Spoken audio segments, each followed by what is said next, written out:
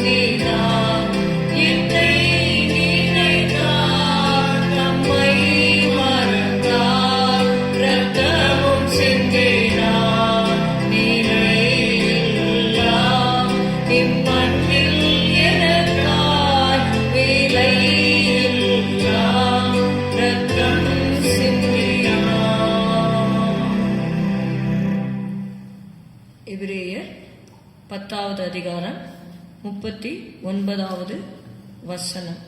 Let's turn our Bibles to Hebrews chapter 10 and verse 39. நாமோ கெட்டு போக பின் வாங்குகிறவர்களாயிராமல் ஆத்துமா ஈடேற விசுவாசிக்கிறவர்களாய் இருக்கிறோம். But we are not of them who draw back unto perdition, but of them that believe to the saving of the soul. ஆமென். நாம் கெட்டு போக பின் வாங்குகிறவர்களாக இராமல் ஆத்துமா ஈடேற விசுவாசிக்கிறவர்களாய் இருக்கிறோம். 1 பேதுரு 1:9 வாசிக்கலாம். Let's read 1 Peter chapter 1 and verse 9. உங்கள் விசுவாசத்தின் பலனாகிய ஆத்தும ரட்சிப்பை அடைகிறீர்கள். 1 Peter chapter 1 and verse 9. Receiving the end of your faith, even the salvation of your souls. Receiving the end of your faith, the salvation of your souls. உங்கள் விசுவாசத்தின் பலனாகிய ஆத்தும ரட்சிப்பை அடைகிறீர்கள். விசுவாசத்தினாலே அநேக காரியங்கள் எழுதப்பட்டிருக்கிறது. விசுவாசத்தினாலே அவர்கள் ராஜ்யங்களை ஜெயித்தார்கள். என்ன நடந்தது என்பதை பார்க்கலாம். விசுவாசத்தினால் 11:33. எபிரேயர் 11 33 விசுவாசத்தினாலே என்னென்ன காரியங்கள் அவர்கள் சாதித்தார்கள் என்று பார்க்கலாம். விசுவாசத்தினாலே அவர்கள் ராஜ்யங்களை ஜெயித்தார்கள், நீதியை நடப்பித்தார்கள், வாக்குத்தத்தங்களை பெற்றார்கள், சிங்கங்களின் வாய்களை அடைத்தார்கள், அக்கினியின் உக்கிரத்தை அவித்தார்கள், பட்டய கருக்குக்கு தப்பினார்கள், பலவீனத்தில் பலன் கொண்டார்கள், யுத்தத்தில் வல்லவர்களானார்கள், அந்நியருடைய சேனைகளை முறியடித்தார்கள் என்றெல்லாம் பார்க்கிறோம். வேறு சில நிந்தைகளையும் அடிகளையும் கட்டுகளையும் காவலையும் அனுபவித்தார்கள் என்று பார்க்கிறோம். There are both positive and negative things. But what is the real reward of our faith? உண்மையான பலன் என்ன? விசுவாசம் எதற்காக கொடுக்கப்பட்டு இருக்கிறது? நாம் ஆத்தும ரட்சிப்பை அடையும்படியாகவே விசுவாசம் நமக்கு கொடுக்கப்பட்டிருக்கிறது. விசுவாசம் என்பது என்ன?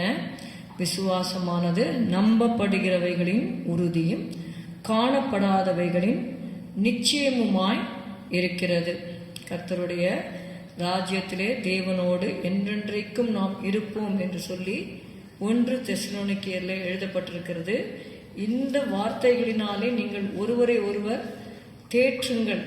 இங்க பாத்தீங்கன்னா 1 தெசலோனிக்கேயர் 4:17, பின்பு உயிரோடு இருக்கும் நாமும் கர்த்தருக்கு எதிர்கொண்டு போக மேகங்கள் மேல் அவர்களோட கூட ஆகாயத்தில் எடுத்துக்கொள்ளப்பட்டு இவ்விதமாய் எப்பொழுதும் கர்த்தருடனே கூட இருப்போம். ஆகையால் இந்த வார்த்தைகளினாலே நீங்கள் ஒருவரை ஒருவர் தேற்றுங்கள்.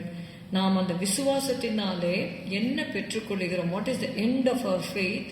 That is the salvation of our souls. நம்முடைய ஆத்தும ரட்சிப்பை நாம் பெற்றுக்கொள்கிறோம். அவருடைய ஆத்ம மீட்பு மிகவும் அருமையா இருக்கிறது என்று சொல்லி சங்கீதம் 49:9 நாம் வாசிக்கிறோம். இந்த ஆத்மாவை ரட்சிக்கும்படியாகவே தேவன் நமக்கு விசுவாசத்தை தந்திருக்கிறார். அதனால்தான் யூதா எழுதின நிருபத்திலே, பொதுவான நிருபம் 3வது வசனத்திலே, பிரியமானவர்களே, பொதுவான ரட்சிப்பை குறித்து உங்களுக்கு எழுதும்படி நான் மிகவும் கருத்துள்ளவனாய் இருக்கையில் பரிசுத்தவான்களுக்கு ஒரு விசை ஒப்புக் கொடுக்கப்பட்ட விசுவாசத்திற்காக நீங்கள் தைரியமாய் போராட வேண்டும் என்று உங்களுக்கு எழுதி உணர்த்துவது எனக்கு அவசியமாய் கண்டது. Let's read Jude verse 3. Beloved, when I gave all diligence to write unto you of the common salvation, it was needful for me to write unto you and exhort you that ye should earnestly contend for the faith which was once delivered unto the saints. You must earnestly contend for the faith which is once delivered to the saints. பரிசுத்தவான்களுக்கு ஒரு விசை ஒப்புக் கொடுக்கப்பட்ட விசுவாசத்திற்காக நீங்கள் தைரியமாய் போராட வேண்டும். அதனால்தான் அப்போஸ்தலனாகிய பவுல் சொன்னாரு, நல்ல போராட்டத்தை போராடினேன், ஓட்டத்தை முடித்தேன், விசுவாசத்தை காத்துக்கொண்டேன். ஏன் அந்த விசுவாசத்தை அவர் காத்துக்கொண்டார்? அதற்கு ஒரு பலன் இருக்கிறது. 1 பேதுருல தான் வாசித்தோம். விசுவாசத்தின் பலன் என்ன? நம்முடைய ஆத்தும ரட்சிப்பு. இந்த ஆத்தும ரட்சிப்பு விலையேற பெற்றதா இருக்கிறது. அதனால்தான் இயேசு சொன்னார், ஒருவன் உலகம் முழுவதையும் ஆதாயப்படுத்தி கொண்டாலும் தன் ஜீவனை நஷ்டப்படுத்தினால் அவனுக்கு லாபம் என்ன? அந்த ஆத்மாவுக்கு ஈடாக அவன் என்னத்தை கொடுப்பான் என்று சொல்லி பார்க்கிறோம். அது மாத்திரமல்ல, ஒரு ஐஸ்வர்யவானை குறித்தும் லூக்காவிலே நம்ம வாசிக்கிறோம்.